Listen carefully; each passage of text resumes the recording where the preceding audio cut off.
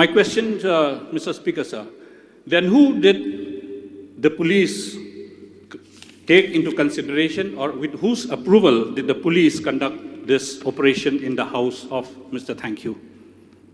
They are mandated as per the law, since the case have been registered, and they have to gather evidence. And if any suspect is there, it is duty of police to nab the culprit and investigate the case so that the case could be reached into logical conclusion, sir. And does that mean also killing the person, sir, instead of arresting?